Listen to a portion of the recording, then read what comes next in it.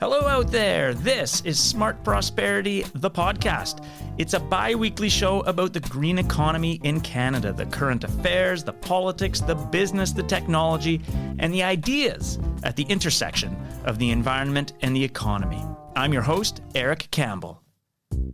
On today's show, it's our 2021 year-end special.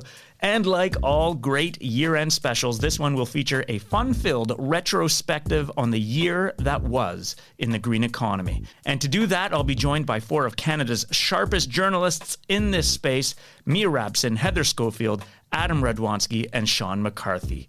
So settle in, put on your fluffy slippers, pour yourself a cup of eggnog, and let's talk 2021.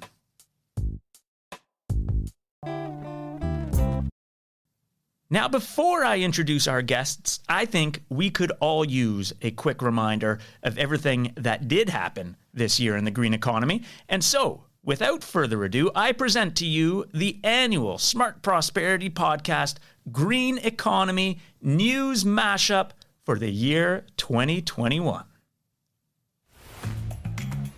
In a dramatic shift, the largest U.S. automaker Thursday set an ambitious public goal to end the sale of gasoline and diesel-powered cars. General Motors also pledged to become carbon neutral by 2040. Well, let's turn now to what's happening in the United States as American President Joe Biden has now declared a major disaster in Texas. The entire state, for the first time in weather history, under that winter storm warning. Supreme Court rules the federal carbon tax is constitutional. The ruling essentially boils down to this, according to Chief Justice Richard Wagner.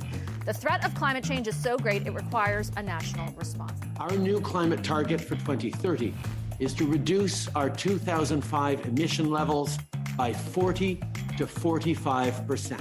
Yesterday was a big day in the world of big oil. Pro-climate shareholders at two of the world's largest oil and gas companies took part in investor coups. A ruling out of a Dutch court is being hailed as a landmark decision. The court has ordered the oil company, Royal Dutch Shell, to reduce CO2 emissions more quickly. The sizzling heat continues in Western Canada after a weekend to remember. A heat dome has set up over British Columbia. Begin on this Canada Day with a catastrophic fire that has virtually obliterated the village of Lytton, BC, the same community that earlier this week set an all-time heat record. Blistering high temperatures, bone-dry terrain, and out-of-control fires are burning up America's west from Oregon to Arizona. Over the past week, Greenland's highest point saw rain instead of snow for the first time on record. The report from the UN's Intergovernmental Panel on Climate Change warns the Earth will hit its tipping point earlier than expected. The International Energy Agency says emissions will rise almost 5% this year to 33 billion tons.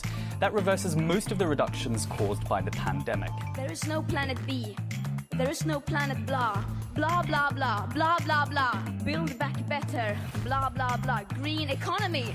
Blah, blah, blah. 200 nations have finally reached the COP26 climate agreement in Glasgow, Scotland. It comes after marathon talks amid intense negotiations after the summit ended. Yeah, so intense that the talks went into overtime as deep divisions remained on key issues like unprecedented language on fossil fuels and how much money developed countries should contribute to adapt to the climate. With the president and prime ministers gone, the bankers took over at the Glasgow summit, pledging to lead a low-emission global transformation. The agreement brokered by Mark Carney taps into a potential $130 trillion in financial assets. Many British Columbians have evacuated their homes due to torrential rains and landslides that have forced the closure of several major highways. Militaries fight against the floodwaters in BC. Reinforcements rush to rescue the water-ravaged region as crews face tough decisions over which homes to save.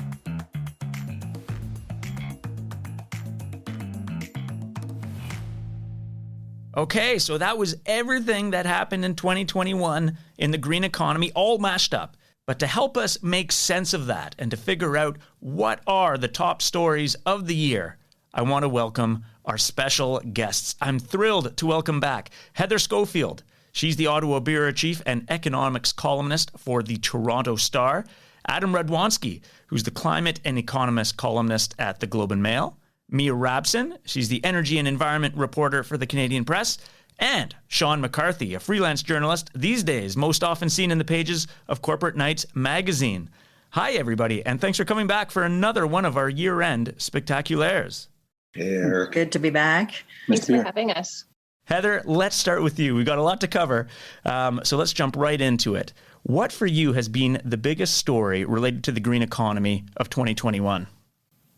I would say it's been the extreme weather that we see all around us. I mean, leading up to this year, I would say for many, many people, climate change has been kind of a theoretical thing that we've been afraid of.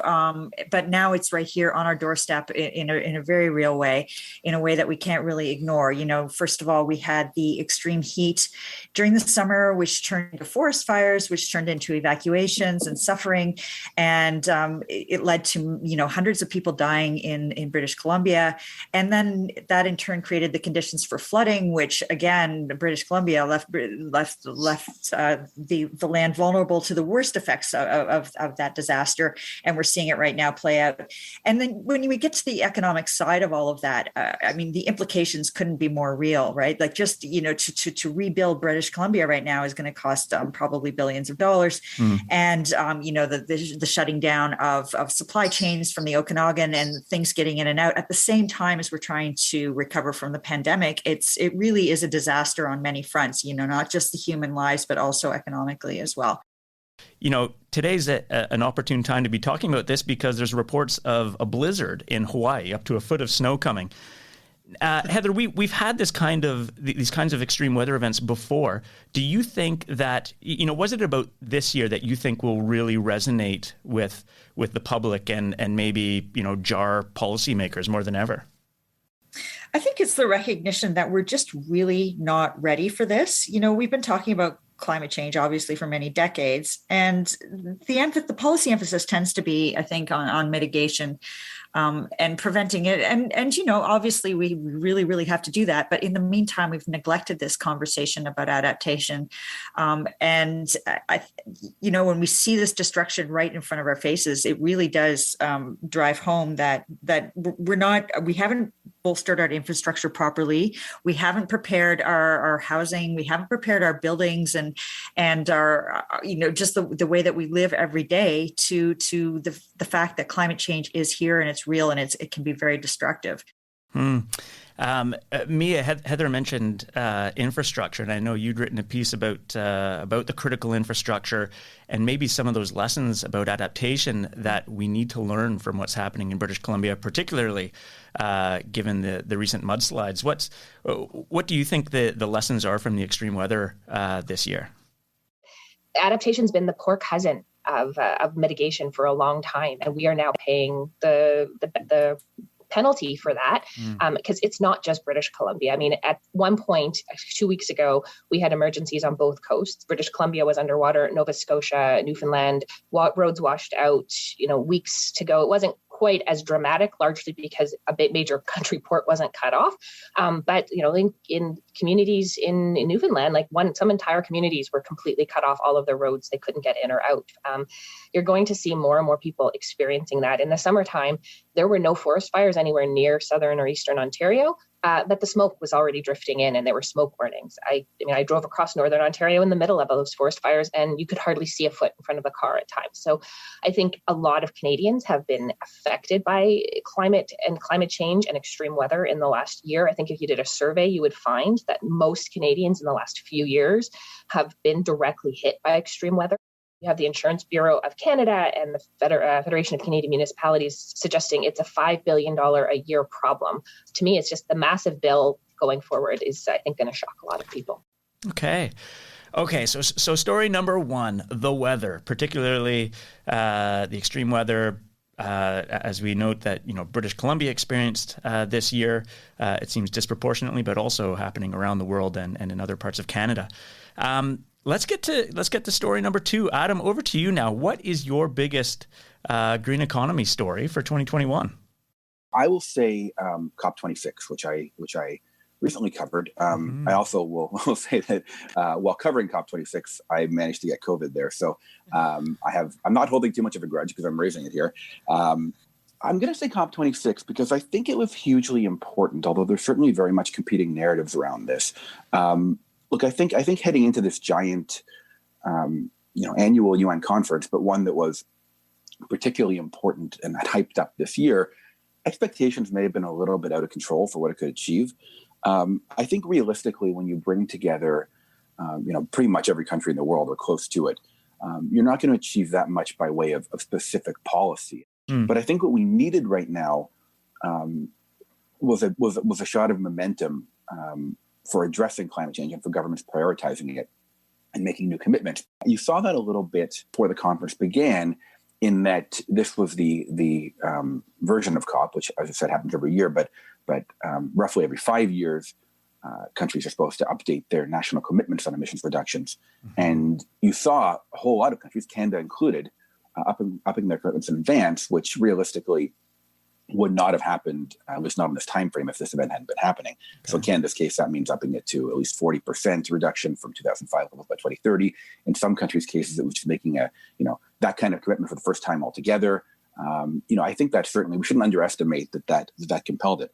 The one other thing I just want to say about this, though, is that, and another reason I think the COP was particularly important this year, was it also exposed, I think, helped expose, maybe we should have known about it before, a major fault line between the developed and the developing world around climate action, both in terms of mitigation, especially around adaptation, and the extent to which richer countries are working and helping fund climate work in poorer countries. There had been a commitment to collectively contribute $100 billion annually from the developed world toward climate financing in the developing world. That was late to happen. It finally seems to be more or less happening now, again, with COP providing some pressure for them to belatedly cough up that much money.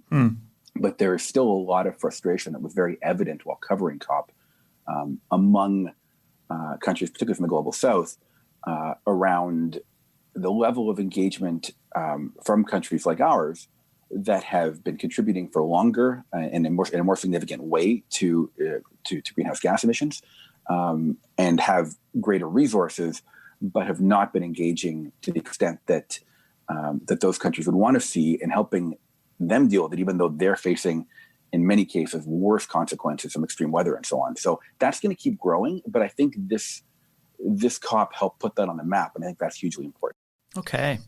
Okay, so competing narratives at COP, and I know, as somebody who was reading everything that was coming out of COP, it was hard to track, what the overarching storyline was. So it sounds from you, Adam, that we should have probably gone in with lower expectations, but based on those lower expectations, actually a lot was accomplished. Certainly with respect to kind of more ambitious commitments, although at the same time as exposing some of these fault lines, as you call them, between developed and developing countries.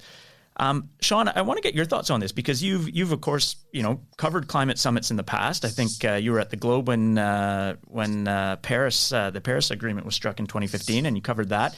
In the broader context of these annual climate summits, how would you rank the one that just happened in Glasgow, Scotland? I think it was a modest success. It was not a Paris breakthrough. The UK presidency had set some goals, really none of which were reached, in terms of having everybody come to the table with new commitments that would put us on track for 1.5 degrees. The UK presidency wanted to have an agreement to end the use of coal, which didn't happen, and the Adam's reference to the $100 billion depends how you slice it. Some success there, but it depends on how you count the dollars. So modest success. I think for me, overall, having gone back to 2009 from Copenhagen, that was not a success at all. And through Paris and now watching from afar the Glasgow conference, one thing that really strikes me is everybody is at the table knowing that this is a really serious problem that needs to be addressed. And that was not the case 10 years ago. Okay, so a lot happened, and to Adam's point, a lot happened that wouldn't have otherwise have happened necessarily without that event happening. So, story number 2, the 26th UN Climate Summit in Glasgow, and perhaps some positive momentum coming out of that. Mia, moving on to you, what do you say is the biggest green economy story of 2021? For me, I mean, to be honest, it was the first one was probably the first one I would have picked, which was extreme weather and the adaptation issue, just because I think the scope of it is so big. But looking forward and in terms of Canada's impact and maybe the impact on our economy, given how big natural resources are to apparently our self-identity as Canadians and also our economy, I picked the oil and gas cap that the federal government promised to do during the election. It was a little bit of a surprise, I think, to people that this was brought up during the election. It's something a lot of the environment groups have been asking for quite a while. Many of them referred to it as a game changer. Oil and gas is 1/4 of our total emissions in this country. We cannot hit our targets, even our original 2030 targets, let alone the new ones, if we don't find somehow to reduce the emissions from that sector. But it's interesting to me because I also see it as the next big fight in Canada over emissions, kind of along the lines of the carbon price. We are hearing people complaining that Alberta in particular is being unfairly singled out and targeted. We're going to see a lot of pushback on this from the industry and from the Alberta government. It's going to be another fight between federal and provincial jurisdiction. The federal government can't go after production. They can't tell Alberta or Saskatchewan or any gas producing province, you can't produce anymore, or you have to slow what you're producing. But they can say, because they have jurisdiction, that if you're going to produce it, emissions have to go down. And that's going to have a serious impact on a number of things economically in Canada. It's going to affect what we call the just transition, of course, trying to find a transition from more emissions sort of intensive industries to things that are a lot more sustainable long term. And that's something we haven't really gotten behind or wrapped our heads around enough yet. So I think there is some really big conversations to come around this particular promise. I think because, like I said, oil and gas has such a big part in our economy, changing how it's produced and even reducing what's produced is going to be a big deal for Canada. Okay, interesting. So, Canada's number one emitting sector, the oil and gas sector, and this commitment from the federal government, at least, to put a cap on the emissions from that sector. Mia, do you think does that get more difficult now? But right now, oil and gas is bouncing back in a big way with an economic recovery globally happening and a lot of demand for energy. Does it get harder to put a cap on the emissions from that sector when it appears to be bouncing back in a big way? If that cap was going to be applied today, yeah, I do, because it's an unfortunate part of what's happened in the whole pandemic recovery supply chain disaster, if we can call it that. Is we're seeing, a lot of countries are returning to things like coal because natural gas prices in particular spiked. And so as people recover from one massive economic hit, it's sort of asking a lot for them to suddenly transition and maybe spend money to transition to cleaner sources. But I don't think that this is something that anybody, governments or individuals, can pretend that we can continue sort of forever without having those conversations and making those hard decisions. Adam, I know that you wrote about this too when the Prime Minister kind of doubled down on this commitment at COP26 in Glasgow. What's your take on the oil and gas emissions cap and how Alberta in particular has responded to it so far? Yeah, this has been a funny reaction because initially when this came up during the campaign, I thought the response from both Alberta and in terms of government and the oil and gas sector was very muted. Considering what a big deal this is, you didn't hear that much outcry during the campaign. I think that had to do in part with the Alberta government and Premier Kenney not wanting to insert himself into the campaign, and because at that moment it might have actually hurt the Conservatives' chances federally and so on. I also think it had something to do, though, in the case of oil and gas sector, with this being the federal government calling its bluff a little bit. I mean, this has been a time when we've seen a lot of commitments from many, although not all, oil and gas producers saying they're going to go to net zero emissions by 2050, usually, or whenever. And not a lot of planning as to how they're going to get there, at least in the long term. But I think this was an attempt, in part by the federal government to say, okay, you guys are, you're committing to this, we're going to hold you to it. So it's a little hard for them to really loudly object publicly when in theory they're kind of saying the same thing. Okay. So Canada's number one emitting sector having a cap put on its emissions, and that puts Canada in, as far as I know, kind of unprecedented territory. I don't think any other major oil or gas producer has committed to putting a cap on its emissions from that sector. So a big story in 2021. So moving on, we've had three great top stories proposed so far. Sean, finally, over to you. What's your biggest green economy story of 2021? So, Eric, I think I'll use the caveats that have already been deployed here and say that I wouldn't say this was the biggest, because certainly the floods and COP and even the emission caps all rate highly up there.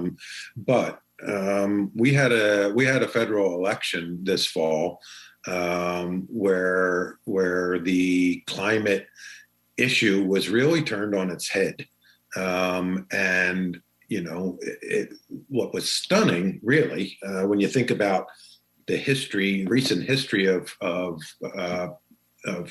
climate politics in this country, is that we had a party, the Liberals, who as government announced that they were going to increase the carbon tax to $170 by 2030. Mm-hmm. And the Conservative opposition, which has been, adamantly opposed to carbon taxes of any kind up until very recently, I would say the response to that was extremely muted. They put out their own climate plan. They got some kudos from a number of analysts who said that it was a credible plan, that it could achieve significant reductions, but still it was included a carbon price, and that caused O'Toole a lot of problems. Aaron O'Toole internally has faced a lot of backlash over accepting some form of carbon price in the Conservative plan. So, that's an enormous change from where we were 5-10 years ago, even 2 or 3 or 4 years ago, when we had, the 2015 and 2019 elections. It suggests, I think, that we may be a little closer to consensus around climate change than a lot of our international competitors, and closer to a sort of European view that something has to be done. You have a Conservative government in Britain that is pretty aggressive on climate change, that just hosted the COP. So conservatism doesn't necessarily have to mean opposition to doing anything on climate change, and it'll be interesting to see how that develops as Conservatives have to take on board all the challenges that we face around it. Yeah. Okay. Election 44 and the ongoing politics of climate in Canada. Now, this has been, the third election, as you point out, Sean, that carbon pricing has been on the ballot and that carbon pricing has won. And I also, believe it or not, it was only earlier this year that the Supreme Court settled that case brought on by a handful of the provinces over the federal government's jurisdiction over carbon pricing, and concluding that the federal government's carbon price is A-OK. So here we are after another election. Heather, you've written a lot about carbon pricing over the past few years. Is the fight over carbon pricing dead in Canada, or is this something that you think can rear its ugly head again in future elections?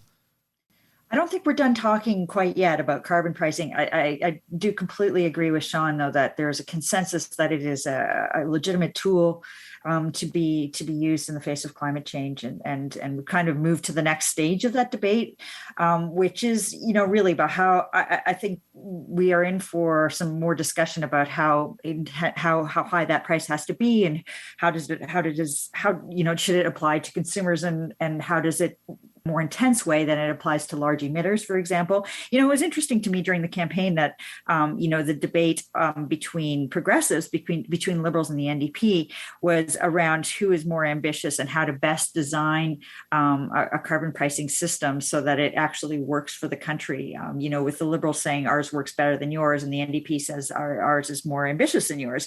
And that is, I think, a very productive way for our whole a debate to be heading. Like really getting into the nitty gritty about how carbon pricing should actually work. And then on top of that, we had, Justin Trudeau at COP26 saying that he is, wearing it on his sleeve that Canada has this system, even though we haven't proven yet that it's going to cut emissions in Canada, that the hope is there, and that not only is the hope there for us, it's there for the entire world. And so he's going to go and take it on a campaign around the world so that we have a global system as well. Yeah. The problem with that is, though, that we've got in the United States, they're just so powerful, and there's such a huge source of emissions as well. They seem to be moving away from carbon pricing as the best route. So I think that really makes an open question about, how ambitious we can be in the future. I mean, $170 a ton is huge, but it's not here yet. And I think between now and then, there's a lot of room for debate. Okay, so there we go. Four big stories in 2021. Extreme weather. It sounds like that's the consensus amongst all of you, that's the number one story. COP26, the UN Climate Summit, which just happened in Glasgow. The federal commitment to cap emissions from Canada's oil and gas sector. And finally, Election 44 and the implications that has for climate action in Canada, particularly around carbon pricing. Okay, so those are our four biggest stories of the year. I want to move on to something now which is akin to, what we might call the firing line. I want to throw out some other stories that were not referenced in our top four, and just get really quick takes on how important this was or was not in 2021. Let's start with Joe Biden. His first year as president, his first year moving what was meant to be a transformative climate agenda. Adam, is that an important story of 2021? It's a hugely important story. I think there's some good news there from a climate perspective. Clearly, it's a huge step forward from what was happening under Donald Trump, both in terms of restoring some regulations fairly quickly, and in terms of a degree of spending, and in terms of international leadership. That being said, I think it's also hard not to be a little frustrated watching how it's played out in the U.S. And this was certainly something at COP that was very noticeable as well, in that I think there was a real hope from the Biden administration that he would show up there, really reestablishing the U.S. as a leader on the international stage in addressing climate change. And that didn't really happen there. First of all, his spending bill was in there, which contains a ton of climate stuff, was in the midst of kind of falling apart, although it seems to have a better prospect. Right on the eve of the conference, due to the difficulty of getting it even through every member of his own party in the Senate. Yeah.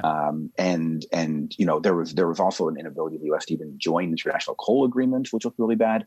I think that all points to the challenge they have there, that even with the Democrats holding power, albeit a very slim majority, they can't get everything through that you would hope they would. And the tenuousness, if the Republicans wind up seizing any control back of the ability to do much of anything. So I think it was a little bit encouraging, but also a major cause for concern this year. Okay.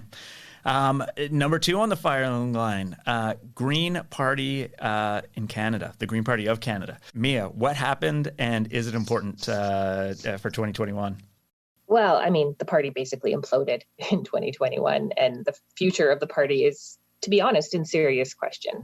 It's not entirely clear what's going to happen with that going forward. They have the interim leader at this point, but it's interesting because 2 years ago, at the 2019 election, right, sort of leading up to it, there was a lot of people saying, oh my gosh, the Green Party could become the new NDP. They could become the third party. There's a lot of support.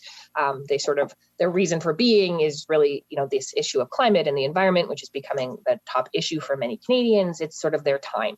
And it didn't happen in 2019. And since then, it has really just been a disaster for that party. I mean, there's no other way to explain it. But in terms of its effect on Canada, what's interesting is that the other parties have now kind of stepped up and taken on the issue that the Green Party was created for. Of course, environment and climate change. You saw, as Sean mentioned in the election, like it was an issue even for the Conservatives. They knew that they hadn't done well in the last election because they didn't have a strong climate platform. And so when all other parties are taking on that issue, the Green Party was really struggling to figure out where it fits and what it stands for and what its future is about. And there is a really big conversation happening within that party about that.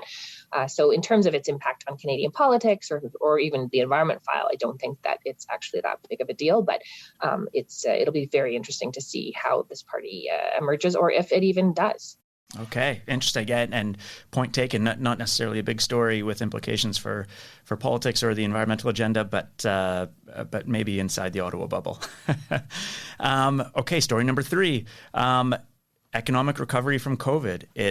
There's been a bounce back, and according to the IEA, it's leading to a spike in greenhouse gas emissions, and as we're seeing around the world, also a spike in energy prices. A lot happening there. Is it an important story of 2021, Heather? Yes, indeed. When you think about it, at the beginning of the pandemic, when everybody shut down, we all took a deep breath, and there were a lot of countries, including Canada and the United States, who said, okay, when we open up again, let's build back better. Let's use all that stimulus money that is undoubtedly on its way to really cut emissions and get on the right track here. Instead, we now completely realize that fossil fuels control our world.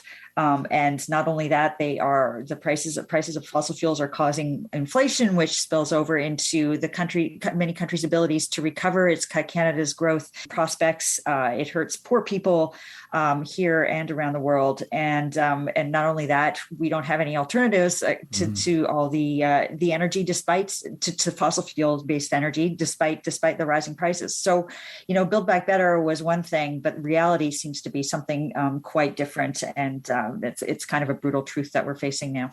Wow. Okay. The brutal truth. Build Back Better meets the reality of fossil fuels. Thanks for that, Heather. That's striking. Okay. And fourth story, Sean, I'm going to look to you for insights on this one. Climate finance and the Glasgow Financial Alliance for net zero. Seems like there's been trillions of dollars raised for climate this year. How accurate is that? And is it an important story for us to take away from 2021? I think it is an important story. I think it sometimes gets overstated, though. These institutions that have made commitments haven't committed, their entire balance sheet to climate action. All the assets, which is into the trillions of dollars. So I think there's been some confusion around that. But they have made commitments to net zero by 2050, including all the top Canadian banks. But big picture, there is the ocean liner is turning, and the financial sector is taking on board the need for climate action. Okay, the ocean liner is starting to turn in climate finance. Thanks for that, Sean. Okay, now for round 3 and our last round for our year-end wrap-up. Thanks to all of you for your patience so far. This last question is, I'm going to be asking you to make probably something that journalists hate, but speculation and prediction. What will be the biggest green economy story of 2022? Heather, starting with you. Well, I think the federal government's going to have to produce its plan for meeting its 2030 targets very soon. And I think that is really it's going to be very controversial. It's going to hit us in the face to how much adjustment is really going to be needed there. They're not just the oil and gas cap that we talked about, but also, moving on net zero.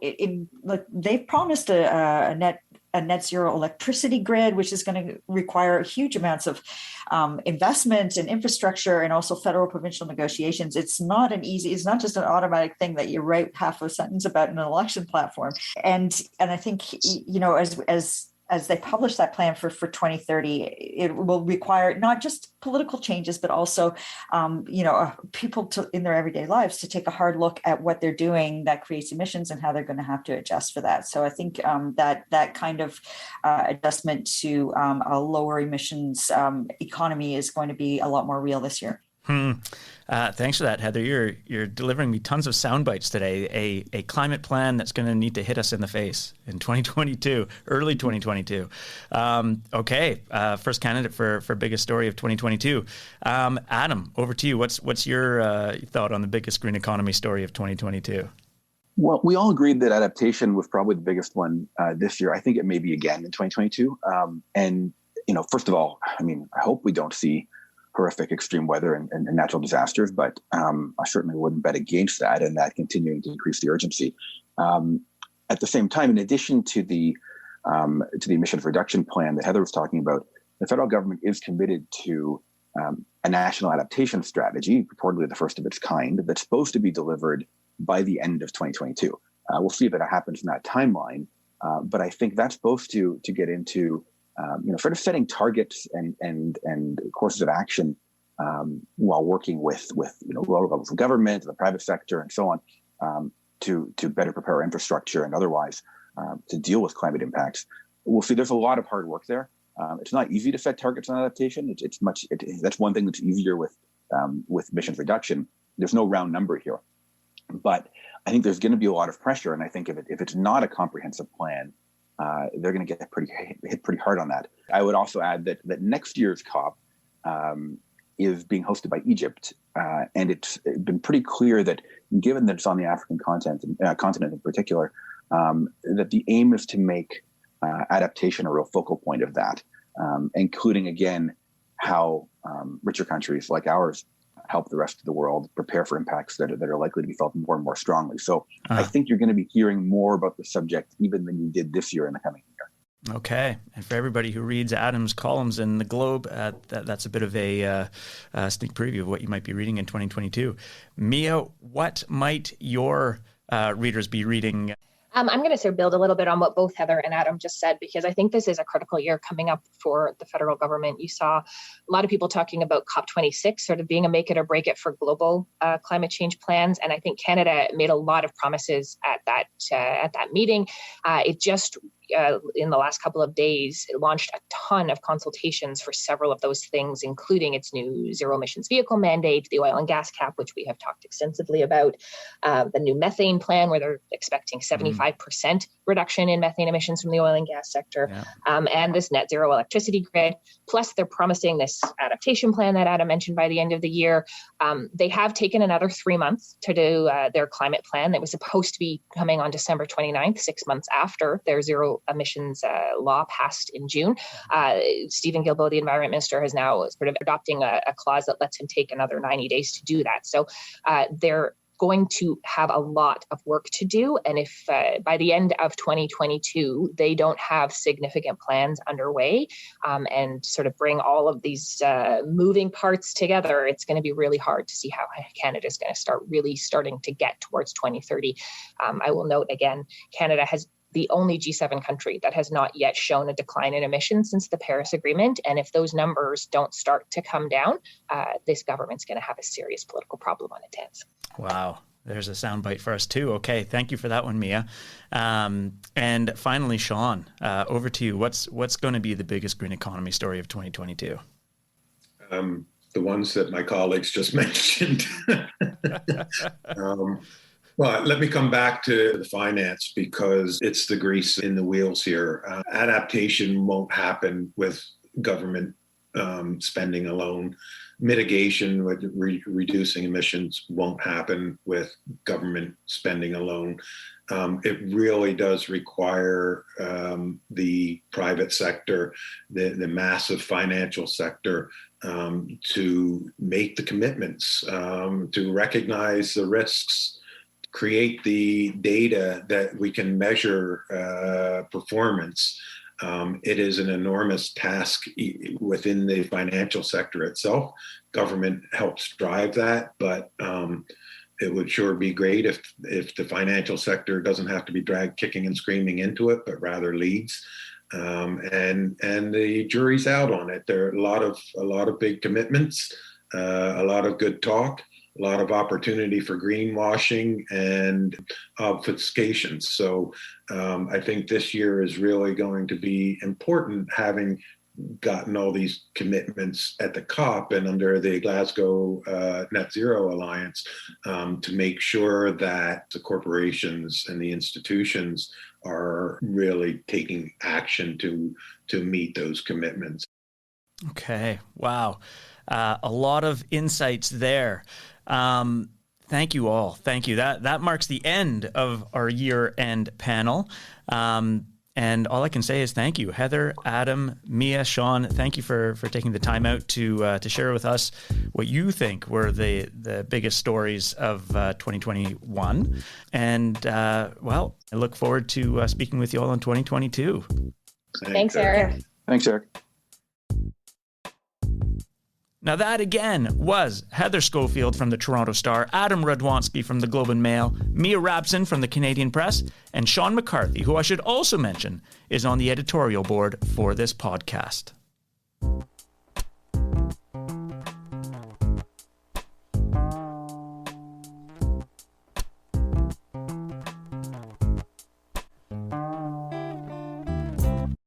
Well, it's sad to wrap up another year of Smart Prosperity, the podcast. We'll take a little break and come back in 2022. But in the meantime, you might want to check out our back catalog, 30 episodes and counting. And because it's that time of year, the time of year for lists, let me point you to the top 3 episodes of Smart Prosperity, the podcast in 2021. Number 3, in September, episode 25, we had an unexpected sleeper hit on the topic of why the housing crisis is an environmental problem. Here's a clip from that.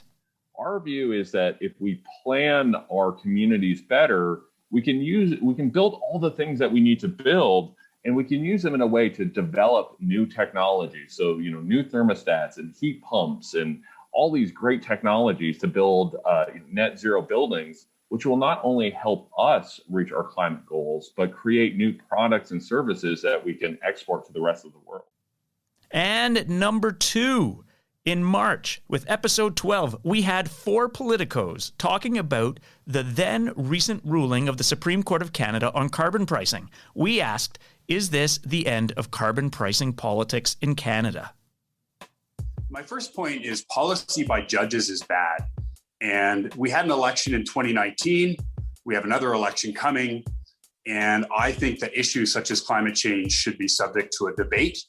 And then we should move on. We settled the GST this way. We settled deficit reduction this way. We settled free trade this way. And we should ultimately settle how we're going to address climate change this way. And number 1, the most listened to episode of Smart Prosperity, the podcast in 2021. In September, with episode number 23, I spoke with climate scientist extraordinaire Katherine Hayhoe. It was an extraordinary chat about her attempts to speak to regular Americans about climate change. It was an extended interview simply because there were so many interesting things to talk about. Here's a clip from that. And these are smart people. They're not uneducated. They're people who know and understand and accept most of the rest of science. So that was where I started thinking, well, what is going on? If it's not lack of education, which we often assume it is, if it's not lack of smarts, which we all too often assume it is, what is really going on? And through all of those conversations, and of course, listening is a huge part of that because I wanted to know what were they thinking. That's where I discovered what the social science now tells us. In the United States, you can see it the most clearly. But it is very present in Australia. It is absolutely 100% present in Canada. I have seen it in the UK as well, and even a little bit in Europe. And it is this, that the number one predictor of whether we agree that climate is changing, humans are responsible, the impacts are serious, and action is needed, is simply where we fall on the political spectrum. That is it. So if you're missing Smart Prosperity, the podcast, over the next few weeks, Go back and listen to our back catalog. Those episodes and more are all available at podcast.smartprosperity.ca. Now that's it for our special year-end show. Thank you for listening. It's been listeners like you that have kept this nonprofit podcast in business. And if I may, let me also take the opportunity to thank some others. First, my colleagues at Smart Prosperity Institute for their brains and contributions to this show. Then to the University of Ottawa for providing me with a state-of-the-art podcast studio and a little bit of help every time I touch the wrong knob. To my volunteer editorial board. Find out who they are on the website at podcast.smartprosperity.ca. And finally, to the traditional stewards of the land from which I'm broadcasting, the Algonquin Anishinaabe people. Thanks, everyone. We'll talk to you again in 2022.